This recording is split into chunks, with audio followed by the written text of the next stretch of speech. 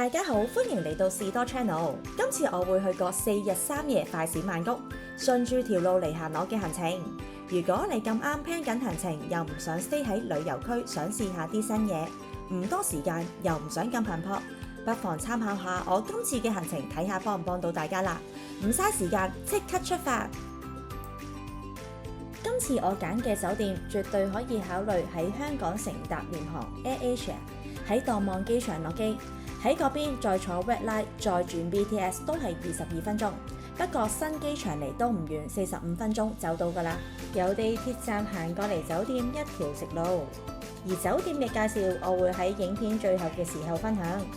去到酒店大概1點半已經可以 check in。我哋放低行李之後，即刻出發坐 BTS 順路坐6個站，大概12分鐘到就去到 Victoria Monument， 去船面一條街。呢度環境乾淨，可能係2-3點嘅時間，所以人唔算多。船面嘅選擇呢度有大概9個口味，清湯、豬籠湯、冬陰功、乾撈、應得貨都有。根據個人嘅喜好，可以揀唔同嘅麵食。另外，亦都有正常 size 嘅湯粉同埋小食。個人認為整體食物質素正常，味道夠濃，埋單大概200匹左右。如果你係住開 BTS 嘅綠色線，過嚟要轉車，仲要行10至15分鐘，可能我就未必考慮特登過嚟食啦。食完第一餐坐 BTS Siam 轉車，一共4個站，8分鐘到就到捷龍，每次必嚟嘅4麵飯。拜完神之後，我哋就行去碧斯前面嘅位置，再去唱錢一條街度唱錢。除非你真係心無一文泰銖，如果唔係都唔好喺機場度唱錢，因為佢個 rate 真係好差。呢度有綠色、橙色嘅 Super Rich， 人都比較多，而我每次都會中意逐間入去格價。結論匯率都係一樣，而我會比較中意嚟呢一間 Grand Super Rich 度唱錢，行入啲就會見到人少啲，通常唔使等。唱好錢，我哋就出發去唐人街，因為之後嘅行程都唔會再過海去咁遠，所以今日一次過由捷龍坐返 BTS 去史隆站，轉 MRT 一共6個站，16分鐘就可以嚟到唐人街 Ramen 站。1號出口轉左，一直行就會見到呢一間大排檔，我哋都幾中意食。夜晚嚟唐人街食嘢，主要都係坐街邊。呢間主要係食鐵板同埋佢嘅鑊氣。餐廳嚟講，食物選擇唔算多。我哋每次嚟都會嗌佢嘅鐵板濕炒河、辣辣同埋泰國嘅鹹州菜炒皮卡斜。佢嘅河粉煙煙韌韌，炒得好有鑊氣。不過今次嘅菜就老咗啲啦。想感受大排檔嘅都可以嚟呢一度試下，跟住再行到去每次我哋嚟親都會食嘅胡椒豬雜湯粉。如果有睇我之前介紹日頭嘅唐人街，就知我同我老公有幾中意食。佢個湯底好濃胡椒味，加埋佢呢個攰汁形容為一個3角形捲埋嘅湯河粉，連埋啲湯一齊食，好好味。夜晚先會擺街邊檔，所以怕熱嘅記得夜晚先嚟食。經過呢間試過1次就夠嘅燒魷魚，真係唔使試。準備行返去坐 MRT 近1號出口，沿路就見到呢一間糖水鋪。泰國呢類型嘅糖水都係一盤盤俾你去揀唔同嘅配搭。呢間40匹有3款，50匹有4款，每間嘅糖水底可能都有啲唔同。呢度可以揀椰漿、龍眼水同埋黑糖糖水，再加埋刨冰就會冇咁甜。而我每次食我都會好中意呢一個綠色嘅，泰文叫碌倉，好輕微嘅班蘭葉，原本係冇甜味嘅。再加埋涼粉同埋粟米，我覺得簡直係絕配，非常之清新。當然你都可以揀自己中意嘅配搭。基本上曼谷嘅每個 food court 都會有呢一個糖水，見到佢值得一試。食完嘢我哋就搭返 MRT 由 Ramen 站去返士隆轉 BTS， 再喺Siam轉車直接返去酒店嗰個車站。相信呢一程係呢一個行程最長嘅車程，14個站34分鐘。返到酒店拉開個窗簾，見到呢一個夜景，充滿幸福感啊！第二朝一早，我哋食完早餐就出發行去酒店附近嘅一個商場。喺酒店過條馬路就見到2間餐廳，一條直路唔使5分鐘就會去到一間叫做 Major Cinemas 嘅商場。全個曼谷都有好多呢類型嘅商場，主打樓上有間 IMAX 睇電影。如果你 book 酒店唔包早餐，可以選擇樓下七仔或者行過嚟呢度都有啲嘢食。商場裡面有一間幾大嘅屈臣氏，完全應付到一般嘅日用品，買嘢返香港都可以喺呢度買。如果有泰國嘅電話號碼，仲可以申請會員，好多時都會有買一送一同埋其他嘅會員優惠。樓下仲有啲唔同嘅餐廳、熟食檔、小攤檔買衫咁樣，仲有雪糕店、鮮榨果汁。上到樓上仲有間書店，有唔同類型嘅餐廳選擇，打邊爐、日本嘢、泰菜、burger、西餐等等。娛樂方面當然一定會有戲院、卡拉 OK、保齡球。見到佢呢啲細細間嘅 K 房，唔知大家有冇喺泰國唱過 K， 有冇廣東話歌唱呢？有唱過嘅不妨留言一下。仲有娛樂嘅就係扭蛋機，不過泰國嘅扭蛋對於我嚟講完全唔吸引，或者都吸引到大家嘅。開頭以為係一個好 hea 嘅商場，但係都比我想象中豐富。如果住呢間酒店唔想咁頻撲，下下搭車出去都可以嚟嘅。行得嚟呢度已經去到酒店 BTS 嘅下一個站 Metro U 鐵站。我哋就喺呢一度直接去今日第一個行程 JJ Market 扎道站。真係冇諗過咁方便嘅交通。BTS 搭3個站5分鐘就可以去到Mo Chit站，1號出口跟住啲人行5分鐘左右就可以到㗎啦。呢個市集主要係開星期6日朝9晚6，買嘅嘢種類非常之多，衣食住行樣樣齊，勁受本地人同遊客歡迎，行到流晒汗都要嚟。不過呢度成個迷宮，所以唔係太啱同老人家一齊嚟。呢度特別想分享，上年同今年嚟呢度都遇着呢個檸檬茶伯伯。睇翻啲片，發現佢冇加價，佢除咗有檸茶，仲有咖啡奶茶都有得飲。原來上年我已經大讚呢一個伯伯切咗3個檸檬俾我，今年俾我行下又撞到佢，真係要飲翻杯。平時我見到街邊沖嘢嘅檔口，我都會買翻杯。泰國嘅茶底好濃，而且有陣香味，用嘅係泰國青檸，呢度飲真係真材實料。平時出邊好多時都係1至2個檸檬，佢今年仲要賜我多個檸檬，有成4個檸檬啊！喺街邊嗌嘢飲好多時都唔識聽英文，我哋要講泰文。如果你想杯嘢飲係少甜嘅話呢，可以講泰文玩內玩內。如果直頭唔要甜嘅就咪牛玩咪牛玩咪牛即係唔要，玩即係甜咁解。一邊行窄到窄，攞住呢杯冰凍嘅檸茶真係好爽。有緣分俾你撞到佢，記得買翻杯嚟飲下，支持伯伯。另外我平時嚟呢度都一定會行呢一邊，佢啲鋪頭係打對面嘅。我特別中意呢一間嘅 Pocket Tea， 質料好舒服，300匹左右一件，又俾你撞到嘅就買翻件嚟試下。當你行到好熱或者係需要去洗手間嘅時候，建議你入到嚟呢一個嘅購物商場 Met 扎道扎，佢裏面都有啲嘢行，同埋都有餐廳可以食嘢。我哋就喺地下嗰層揀咗呢一間餐廳休息下食個 lunch， 叫咗個海南雞飯，個雞唔會好蟹，個汁都幾好味。另外叫咗碗魚蛋粉，魚蛋同個粉都正常，冇乜特別。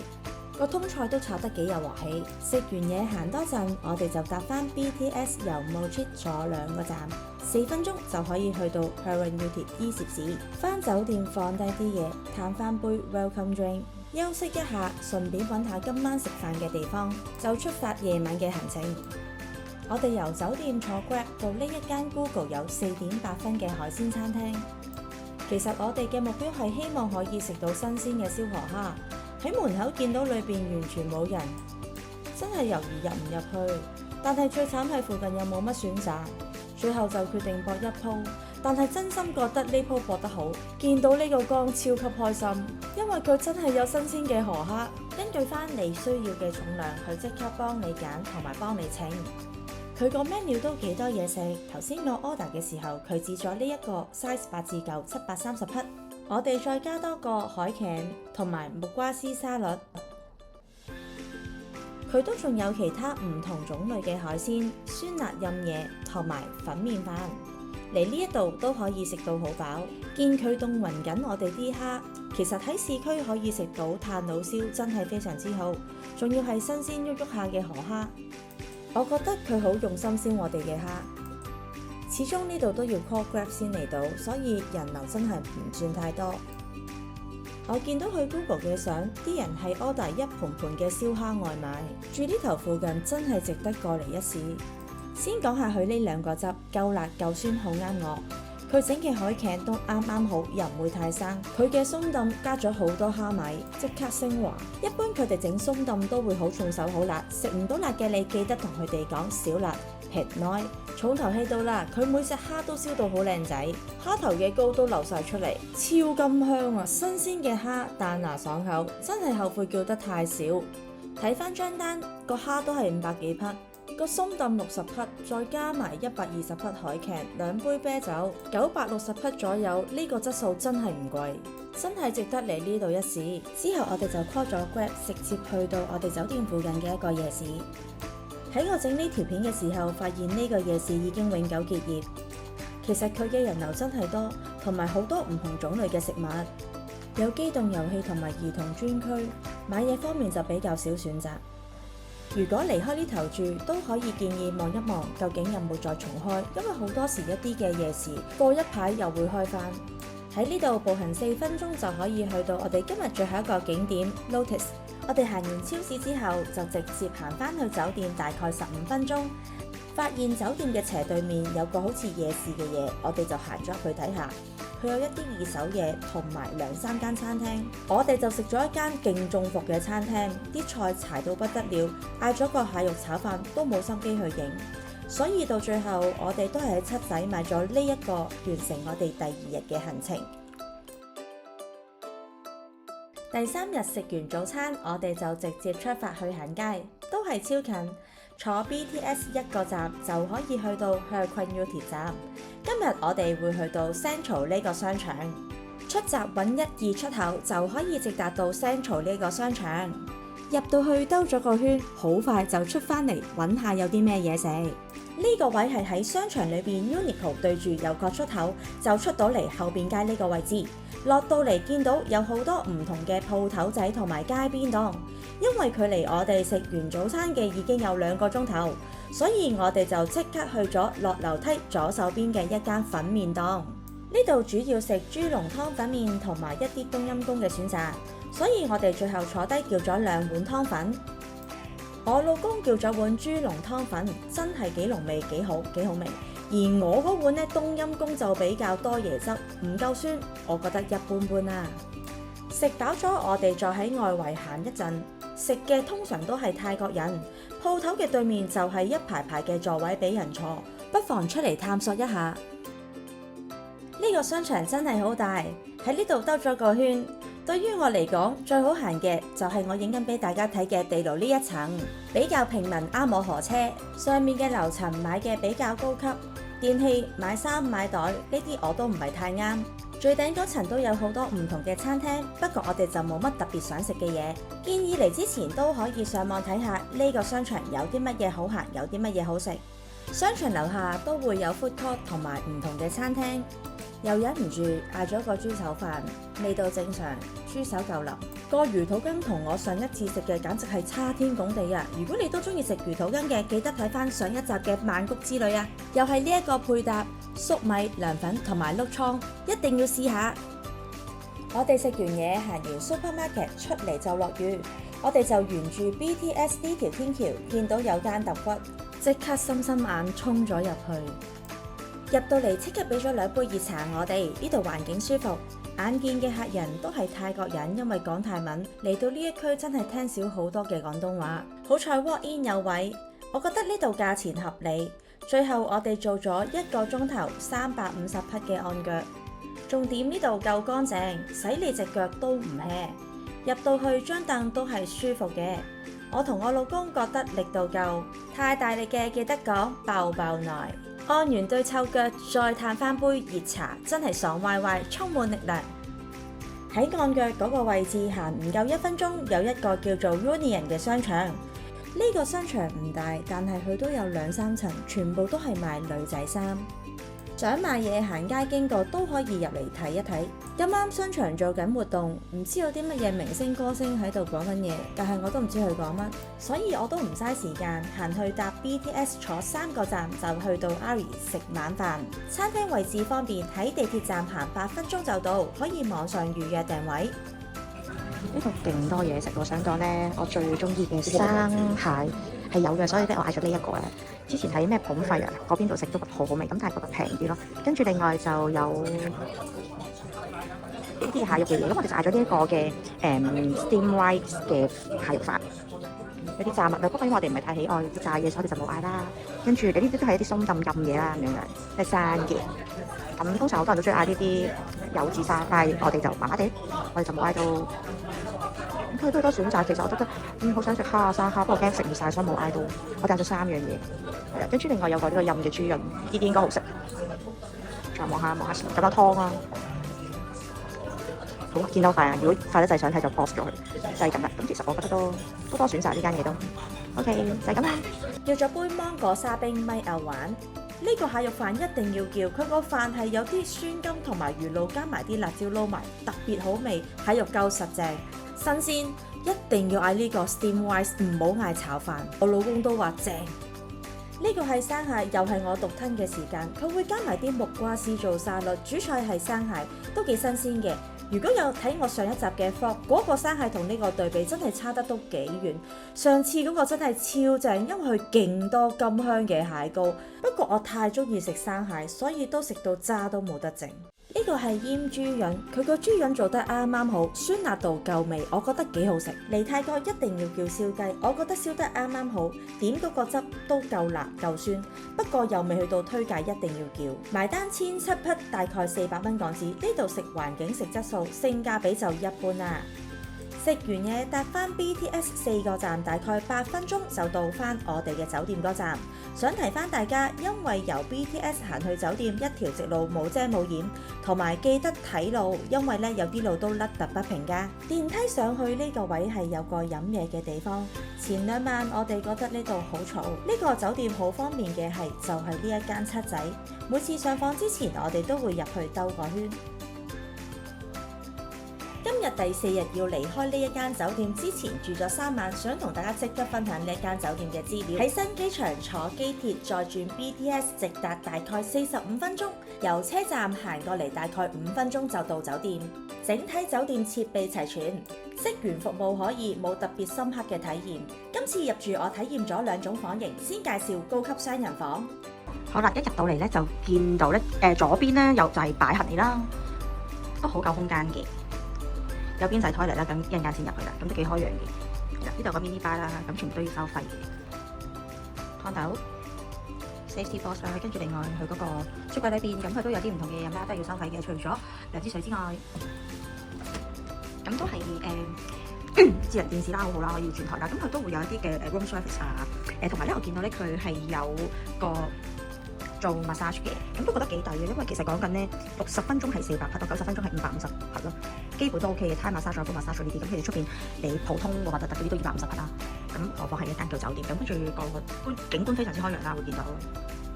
咁另外就我哋大床房啦，咁張床咧我哋頭先壓過去嘅，覺得係都好舒服嘅，因為我哋好怕咧死冧嗰啲，咁但係呢個係 OK 咯。對於我哋嚟講，房間空間感非常之足夠，日頭嘅自然光真係好正好舒服。另外佢有足夠嘅3腳插頭同埋 USB Type-C 頭，所以唔使帶轉插頭過嚟。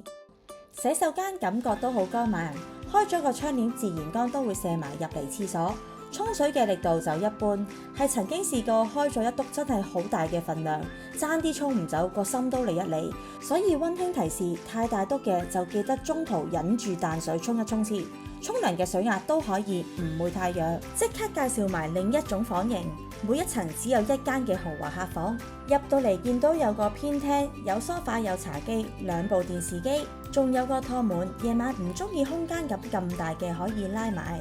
張床對住個廁所，都係有張書台仔，而張床嘅 size 冇話因為佢係豪華客房特別大。窗邊有梳化，我哋入埋個廁所睇睇，因為廁所就係呢一間房嘅亮點。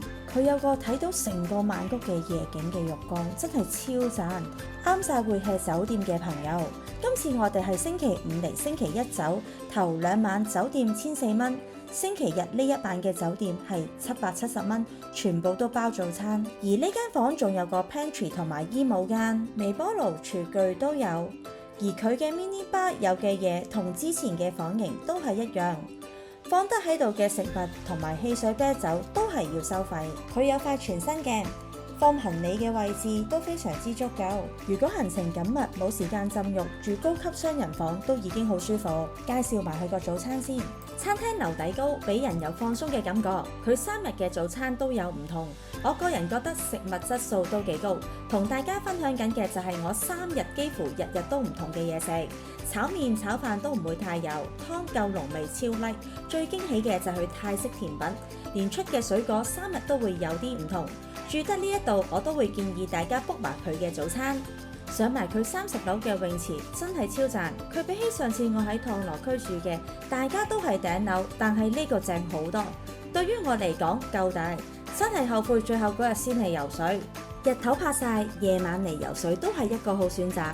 真係好想放鬆休息嘅，絕對要留翻啲時間夜晚上嚟游個夜水，望住個夜景，唔識游浸下水都非常之開心。見到佢仲有一個可以俾人按摩放鬆嘅位置，係咪即刻想飛過嚟呢？佢個 fitness center 都好夠做，真係好想知道做開運動嘅朋友去旅行係咪都真係會繼續做運動呢？不妨留意分享下。仲有一個小朋友嬉戲嘅地方。總括嚟講，呢度入住嘅體驗舒服悠閒。第4日 check out 之後，搭咗7個站14分鐘去咗帕日泰。先喺地鐵站放低我哋嘅行李，再周圍揾下有啲乜嘢地方好行好食。呢個站有2個 lock box， 出閘前後各一個。原本諗住出邊呢個 locker 放低行李，因為方便之後轉機鐵，但係 full咗，所以同職員講翻入翻去裏邊擺放行李，佢都冇問題。locker 嘅收費會根據翻你選擇嘅空間，可以揀全日或者2小時計算。由最細嘅 size 40匹一個鐘，去到最大嘅 size 80匹一個鐘。而每日存放行李最細嘅 size 240匹，去到最大嘅 size 480匹一日。要有電話號碼收到 SMS 同埋用電子支付，我覺得價錢都可接受，總好過你拖住個篋行3個鐘啊！烈日當空行咗20分鐘，原本我哋揾咗一間食海鮮嘅地方，叫做黃鹽泉餐廳。去到佢嘅門口，好似一台客都冇拍中伏。之後行回頭路，入咗唯一一個商場休息一下。佢2樓有一個好大嘅 supermarket， 好似賣批發咁樣，我都係第一次接觸。兜咗個圈，發現佢真係乜嘢都有，好多嘢買。